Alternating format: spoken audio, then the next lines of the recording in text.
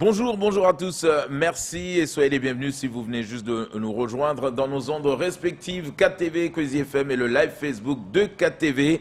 Ce matin, avec un peu de son sur le plateau, bien évidemment, nous recevons Saïd Moudouari, porte-parole de nos amis Le Collectif.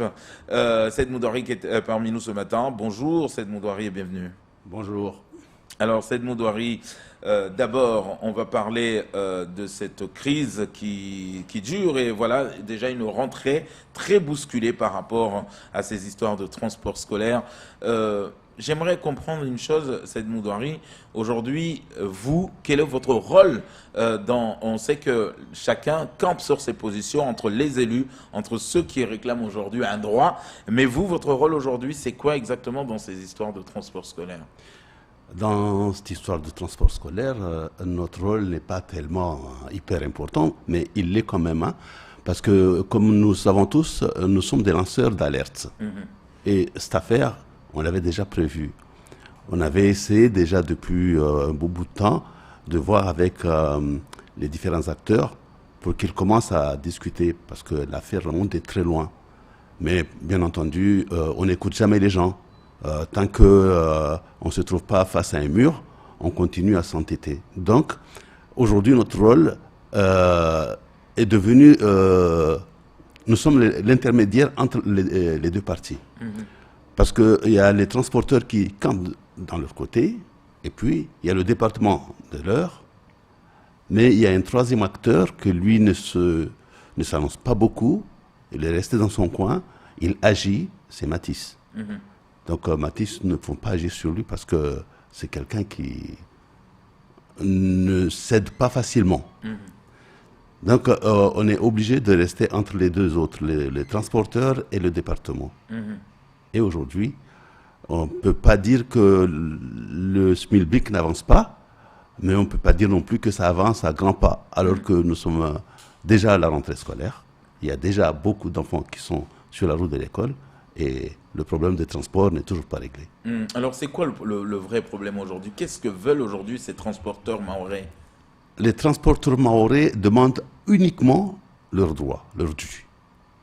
Depuis tout temps, ils ont été utilisés, ils ont travaillé à perte.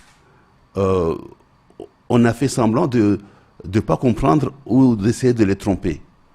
Mais parce que c'était au début du match, ils ont accepté, ils ont joué le jeu, mais à un moment, quand on ne peut plus assurer, on est obligé de dire halt, discutons. Et quand ils ont demandé la discussion, les choses ont commencé à se corser. Qu'est-ce qui se passe? Ici, aujourd'hui, nous sommes face à une entreprise bien costaud, installée à Mayotte depuis l'entour de 2013, qui, quand elle est arrivée ici, le transport scolaire lui-même n'était pas assez développé, et qui a ses habitudes. Parce que là, aujourd'hui, on va pas parler de droit ou de machin. Restons sur la logique même. Mais lui, il préfère rester sur ses habitudes. Il avait l'habitude d'être le seul à diriger ce monopole. Il n'a pas envie de le quitter. Les Mahorais, à l'époque, il n'y avait pas beaucoup de groupes. Il y avait juste un groupe, plus Matisse. Maintenant, il y en a 4. Donc, il faut qu'on partage le gâteau. Il faut que tout le monde puisse travailler et travailler pour vivre. Alors que nos transporteurs mahorais, ils s'endettent même pour survivre. C'est-à-dire, non seulement ils travaillent à perte, mais ils vont jusqu'à s'endetter pour survivre, pour réparer, faire la maintenance de leurs engins, parfois même payer les charges, etc. Donc, ils ne peuvent plus. Ils sont complètement saturés. Il faut que les gens reviennent sur la table de la discussion. Mais alors, quelle solution pour eux? La solution, c'est très simple. Qu'on arrête cette histoire de balai de conventions ou d'avenants. C'est surtout les avenants qui ont tué, qui ont terminé le job. Parce que en 2018, on est arrivé à la fin du contrat Matisse, département pour le transport, nous devrions avoir sur la table un nouvel appel à marché. Voilà, ils ont jusqu'au 1er septembre maintenant pour répondre. Ils ont jusqu'au 1er septembre. Normalement, ils avaient jusqu'à hier déjà. Ouais. Ils sont très en retard. Mais ce que nous regrettons, nous déplorons, c'est qu'on essaye de mettre la faute due au retard aux transporteurs mahorais, alors qu'ils sont en rien du tout responsables de ce retard. Pour revenir sur 2018, ils auraient dû, au mois de mars 2019, lancer un appel à marché, ce qui n'a pas été fait. Ils ont préféré jouer avec les avenants. Mais les avenants, à un moment, ça devient illégaux. Donc, ils ont fait appel à une compétence extérieure pour les aider à lancer le marché. Seulement, ils n'ont pas réussi à le faire à temps. Et quand on n'a pas réussi à le faire à temps, on attend au dernier moment, on attend dimanche pour dire aux gens il faut qu'on envoie les enfants demain à l'école. On appelle les gens en catastrophe, il faut qu'on se réunisse, il faut qu'on délibère, il faut. Sauf que là, ça n'a pas pu se faire. Pour des raisons que nous ignorons d'ailleurs. Parce que nous étions là, nous attendions. On se rappelle tous quand il y a eu ce marché de la DSP de Longoni, tout le monde a tapé sur Ridanel parce que le Mahorais devait avoir sa place. Est-ce qu'aujourd'hui on avait cette personne qui a les compétences, les tripes pour aller gérer une institution comme le port de Longoni? Est-ce que c'est pas le cas aujourd'hui? Est-ce que finalement nos transporteurs, vous l'avez dit, sont aujourd'hui la plupart endettés, aujourd'hui la plupart sont divisés? Est-ce qu'on a aujourd'hui la capacité à gérer un marché comme celui des transports scolaires? Est-ce qu'ils sont prêts? Ils sont prêts. Je surprendrai tout le monde si je le dis que les transporteurs mahorais, aujourd'hui, sont prêts à prendre la gestion de cette branche.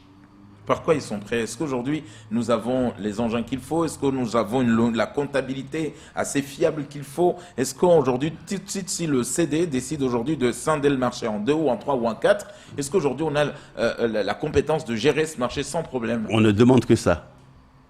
Allez, chiche. On se jette à l'eau. Essayons le coup. On n'essaie pas, faisons-le. On arrête de jouer au chat et à la souris. Matisse a déjà la gestion de la logistique. Ok, ça c'est acquis. On ne touche pas à ça. Mais les transporteurs demandent à ce que les lots soient divisés légalement, réellement, en part égale par rapport au groupe existant. Mais je vais être un petit peu incisif, c'est que moi, ce qui me gêne dans cette affaire, c'est que il y a qu'à Mayotte, on néglige la préférence locale. Je ne comprends pas d'ailleurs. Partout ailleurs, c'est la préférence locale qui prime. Mais je ne demande pas ce qu'on vire quelqu'un. Hein. Oui, mais peut-être qu'il n'y avait pas un groupe capable aussi fort que Matisse pour le marché, non? Mais si, la preuve, on les empêche d'émerger. Les groupes, il y en a. C'est comme cette histoire d'ingénierie, à chaque fois on crie sur l'ingénierie, il n'y a pas d'ingénierie à Mayotte, il y en a. Mais ce qu'il faut, c'est accepter qu'il y en a. Aujourd'hui, les transporteurs mahorais sont en capacité de gérer ce problème. Mais bon, on sait aussi que le saucissonnage, comme vous dites, c'est absolument interdit, on ne peut pas saucissonner. Oui, on ne peut pas saucissonner, pourtant c'est ce qui se fait et c'est ce qu'ils font. On dit, il y a tellement beaucoup d'interdits qu'on ne respecte pas les interdits. Quand on revient sur ces histoires d'avenants, on voit qu'on peut se permettre des choses. Donc, on ne saucissonne pas le marché. D'ailleurs, il n'y a pas de marché. C'est là où le problème se pose. Maintenant, ce qu'il faut, c'est que le département prend ses responsabilités. Règle le problème. Alors, Saïd Moudori, on le sait que vous avez tenté aujourd'hui d'aller sur la table des négociations, vous, et d'y participer, vous et ceux qui demandent aujourd'hui cette division de ce marché. Mais quand on écoute les uns les autres, on a l'impression que les élus sont absents. Certains nous disent, oui, c'est bientôt les cantonales, personne ne veut prendre position. Madame Soufou, qui était attendue, n'est pas venue. On nous parle d'une réunion ce samedi. Mais est-ce que vous pensez vraiment que là, les élus vont ce samedi trancher et accepter de diviser ce marché? Parce que pour quelque part, il y a cette procédure judiciaire qu'il faut suivre aujourd'hui, parce que vous jugez d'ailleurs que ces avenants, finalement, il y en a eu tellement qui sont devenus légaux. Vous pensez vraiment que ce samedi, il va se passer quelque chose? Il aurait pu se passer quelque chose depuis dimanche. Il aurait pu se passer quelque chose. Il manque de volonté. Nous avons une force ici chez nous, c'est jeter la pierre sur l'autre, à chaque fois. Oui. On a parlé de la première vice-présidente du département. Elle devient en quelque sorte, j'ai pas envie de le dire comme ça, mais je suis forcé de le dire, elle devient en quelque sorte la cible du moment. On va faire en sorte qu'on mette tout sur elle. C'est sa faute si ça ne marche pas, parce qu'elle n'était pas venue en temps et en heure. Mais elle n'est pas venue dimanche. Elle est Voilà. venue dimanche, ce qui Mais a elle fait n'a que, pas les, été la que les seule. conventions qui avaient été pourtant actées vendredi n'ont pas pu être validées parce qu'elle n'est pas venue. Donc il y a quand même un souci. Là. Heureusement qu'elle n'a pas pu venir. Il faut voir qu'est-ce qu'il y avait dans ces conventions. Ces conventions, c'était ni plus ni moins un moyen de remettre encore une fois à Matisse les rênes de la maison. On lui donnait tout et puis on n'en parlait plus. Maintenant, ce que nous demandons, c'est qu'on arrête avec cette manière de faire. Il y a 4 groupes de transporteurs. Partageons le pain en 4. Nous sommes à la rentrée, Saïd Moudouari. Là, si samedi, rien ne se passe, comment on fait? Beaucoup de jeunes se retrouvent aujourd'hui devant les arrêts de bus, ne sont pas transportés dans leurs établissements respectifs. Quand on voit quelqu'un comme Bouanaïdi, Madi Bouanaïdi, qui est dans les transports depuis des années, qui nous dit « nous travaillons comme des esclaves chez Matisse, c'est de la maltraitance ». Mais il va se passer quoi exactement? Parce que là, on est là, on essaye, le CD ne parle pas, c'est silence radio, les enfants sont encore dans les arrêts de bus ce matin, ils essayent d'ériger des barrages un peu partout. On fait quoi? Est-ce qu'on maintient le cap, on reste là, on attend que ce marché se fasse, ou finalement on retourne, on attend décembre prochain? C'est tout simple, que le CD prenne ses responsabilités. Le conseil départemental avait tout loisir à régler ce problème. Il ne l'a pas fait. Parce que il a tremblé devant le puissant Matisse. Qu'il arrête de trembler à tout bout de champ. Il prend les Monrais les ont choisis pourquoi? Pour régler des problèmes du pays. Pour permettre aux gens de ce pays de vivre convenablement autant que faire se peut. Mais ce n'est pas pour trembler devant les gens. Sur Facebook, vous dites par rapport à ça, alerte citoyenne, convergent au conseil départemental dès 8 heures, pour empêcher le cabinet des mercenaires mafieux de donner le coup fatal à nos frères transporteurs. Est-ce que les mots cabinet des mercenaires mafieux, c'est pas un peu trop fort? C'est une manière de présenter la chose. Mais elle est quand même assez forte. Peut-être pas assez fort. Cabinet mercenaires mafieux? Je vous dirais pas assez fort. Il se passe trop de choses là-dedans. Vous êtes à l'extérieur de la maison. Vous regardez les choses avec un œil étranger. Mais quand vous allez dedans, que vous vous rendez compte que les élus ne décident de rien, qu'une poignée d'agents prennent toutes les grandes décisions et personne ne peut rien dire. Donc pour Ils ont le savoir-faire. Pour vous, qui sont les mercenaires mafieux? Bon, je ne vais pas citer de nom. Mais on sait très bien de qui il s'agit. Eux, ils le savent. Ils le savent. C'est un cabinet qui est là pour faire ce qu'ils ont envie de faire, surtout arranger leur sauce. Maintenant, qu'ils arrêtent, puisqu'ils se reconnaissent. Qu'ils arrêtent. Donc aujourd'hui, Saïd Moudar, si on comprend bien, en tout cas, les transporteurs ne sont pas prêts de lâcher cette affaire. Vous allez continuer. Et pendant ce temps-là, en tout cas, on peut être sûr que certains et beaucoup de jeunes, d'élèves, pour l'instant, ne peuvent pas être ramassés comme chaque rentrée. Ils doivent attendre. Non. On va trouver la solution au problème. On va trouver la solution au problème. Je suis certain que les responsables du département sont assez intelligents pour aller vers une solution de règlement. Ils ne vont pas continuer à mettre nos enfants en danger comme ça. Parce que nous savons tous qu'un enfant dehors, c'est un enfant en danger. Donc ils ne vont pas continuer à les mettre en danger. Seulement, il faut qu'on soit aussi raisonnable. Il ne faut pas qu'on mette ça sur le dos des transporteurs. Les transporteurs, qu'est-ce qu'ils demandent?